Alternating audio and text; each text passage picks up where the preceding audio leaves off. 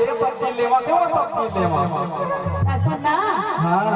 काली जो आ जाबे पिपरिया बाजार में ऐसे का ए तोर गुलगुलहा पताल के हो